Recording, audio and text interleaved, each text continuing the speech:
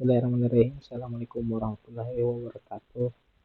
Yang terhormat Bapak Dr. Anas selaku MPD, selaku dosen pengampu dalam mata kuliah statistik. Pada kesempatan kali ini saya akan membahas ataupun mempresentasikan hasil ujian akhir semester saya dalam mata kuliah statistik.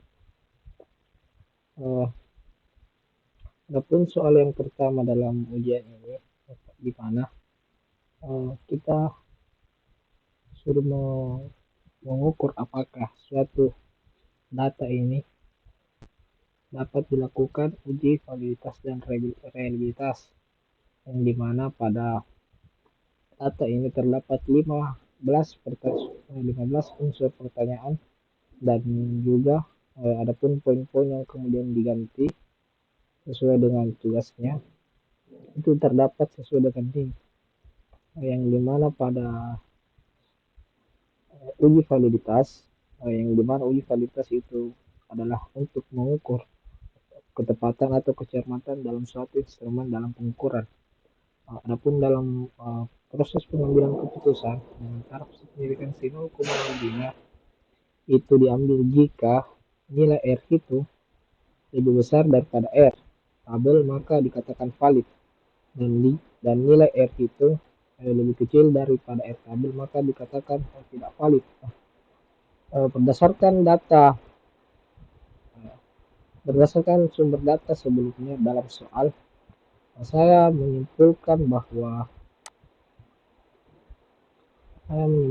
saya mendapatkan data dalam pertanyaan bahwasanya ada beberapa instrumen yang kemudian tidak valid, yang dimana hasilnya itu kita dapat melihat dalam tabel F atau Y berbanding dengan Y, yang dimana P itu adalah nilai R hitung dari setiap pertanyaan, dan 0,361 itu adalah R tabelnya, yang dimana untuk mencari apakah kevalidannya suatu data itu dilihat dari nilai R hitung lebih besar ataupun dari R tabel, ataupun nilai R hitung lebih kecil daripada R tabel, itu dikatakan tidak valid, dan sebaliknya.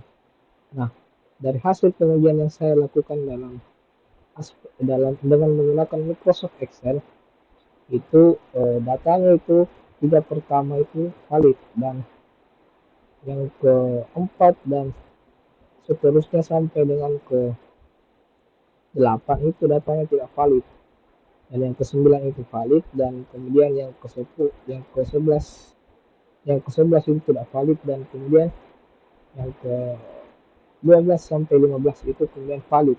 Dan selanjutnya dalam pengujian reliabilitas, yang dimana pengujian reliabilitas ini digunakan untuk mengetahui konsistensi alat ukur, apakah pengukuran yang digunakan dapat diandalkan dan tetap konsisten jika pengukuran tersebut diulang.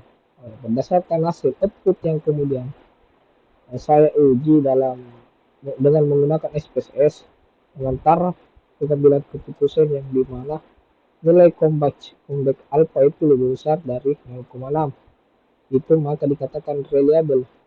Dan asumsi kedua itu adalah dimana nilai comeback alpha itu lebih kecil daripada 0,06, maka dikatakan tidak reliable. Berdasarkan hasil output SPSS dengan data yang pada soal saya komparasikan menggunakan SPSS, itu didapati dengan nilai comeback alpha itu 0,439, yang dimana berdasarkan taraf pengambilan keputusan sebelumnya, maka nilai dinyatakan bahwa nilai 0,43 itu lebih kecil daripada 0,6, maka dapat disimpulkan bahwa data pada tabel itu tidak reliable. Nah, itulah pembahasan tentang soal nomor 1. Selanjutnya itu soal kedua, yang dimana pada soal ini dijelaskan bahwasanya seorang peneliti ingin membuktikan pengaruh gaya belajar dan lingkungan belajar terhadap hasil belajar mahasiswa pada suatu perguruan tinggi. Terdapat 45 responden yang dijadikan sampel penelitian pada taraf signifikansi 0,05, dan pertanyaannya itu disuruh periksalah data penelitian apakah memenuhi syarat untuk dilanjutkan menggunakan analisis regresi sederhana dan berganda.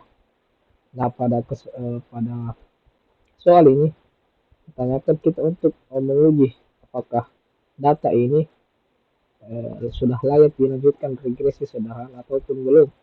Nah, untuk menjawab pertanyaan tersebut, saya melakukan beberapa uji pada salah satu analisis.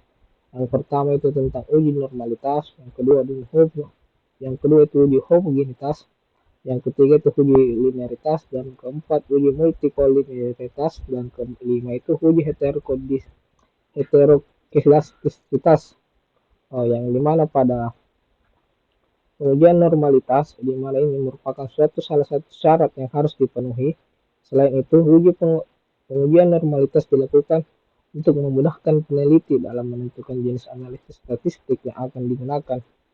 Adapun dasar pengambilan keputusan dari pengujian ini yang dimana jika nilai signifikansi itu lebih besar daripada 0,05 maka dinyatakan data berdistribusi normal. Dan yang kedua itu jika nilai signifikansi kurang dari 0,05 maka data dinyatakan tidak berdistribusi normal. Selanjutnya itu pada output dari SPSS pengujian normalitas yang dimana dalam outputnya itu membahas bahwa kriteria pengujian normalitas menggunakan SPSS didapati bahwa nilai X1 dan Y itu kurang dari 0,05.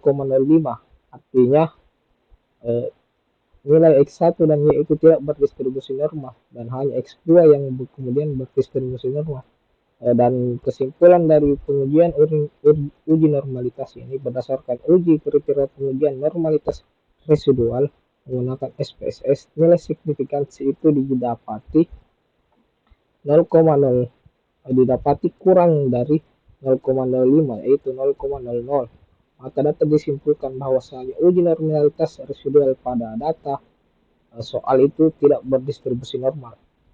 Nah, selanjutnya itu uji homogenitas, yang dimana uji homogenitas ini merupakan suatu uji prasyarat dalam analisis statistik yang harus dibuktikan apakah dua atau lebih kelompok dalam sampel berasal dari populasi dengan varian yang sama atau tidak. Dalam proses pengambilan keputusan uji homogenitas ini, kita dapat dikategorikan menjadi dua. Yang pertama itu jika nilai signifikansi lebih dari 0,05 maka kedua kelompok dinyatakan homogen, dan nilai signifikansi kurang dari 0,05 maka kedua kelompok itu dinyatakan tidak homogen. Nah, berdasarkan output SPSS yang kemudian melakukan pengujian homogenitas, dalam data tersebut didapati bahwasanya nilai signifikansi yang diperoleh itu sebesar 0,17 sebagaimana dalam sudah dipaparkan sebelumnya bahwa kriteria pengambilan keputusan itu uji homogenitas, maka nilai signifikansi 0,17 ini kurang dari 0,5 maka dinyatakan bahwasanya data kemudian ini tidak homogen. Selanjutnya uji linearitas ataupun uji yang dilakukan untuk bertujuan mengetahui hubungan antara variabel bebas dan tak bebas apakah linear atau tidak.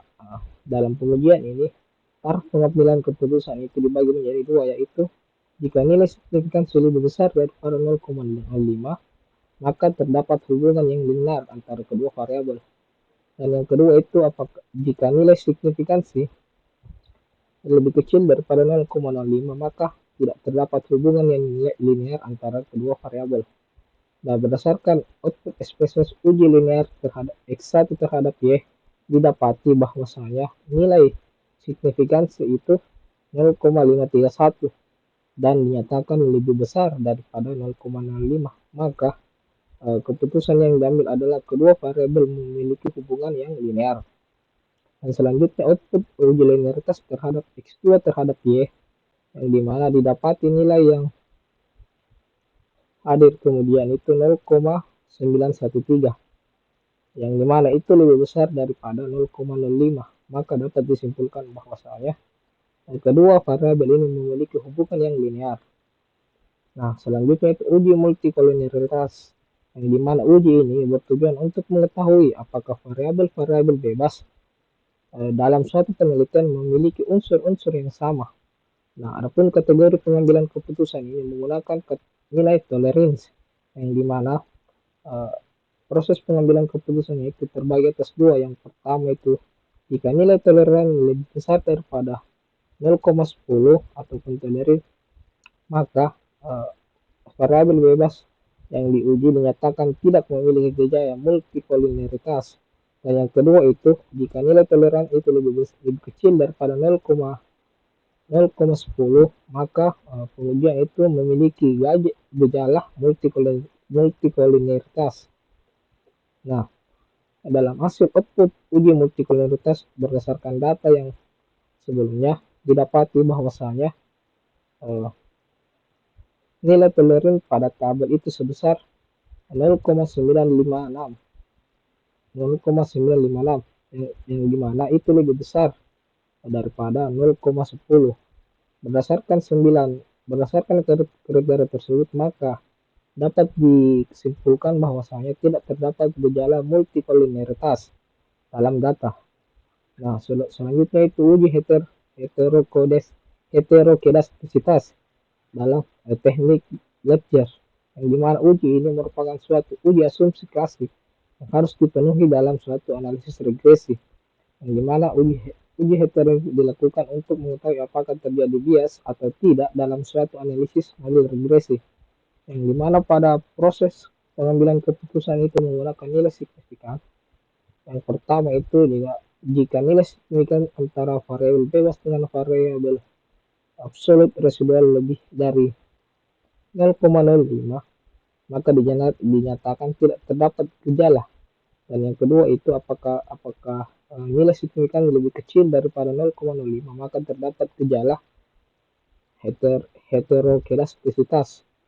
Nah, berdasarkan hasil output dengan menggunakan data tersebut, data pada soal, didapati bahwasanya nilai X1 dengan X2 itu memiliki 0,392 untuk X1 dan 0,253 untuk X2, dan disimpulkan bahwa kedua variabel ini lebih dari 0,05, maka dapat dinyatakan bahwasanya tidak terdapat gejala dalam metode tidak terdapat gejala heterokedastisitas pada semua pengamatan metode regresi.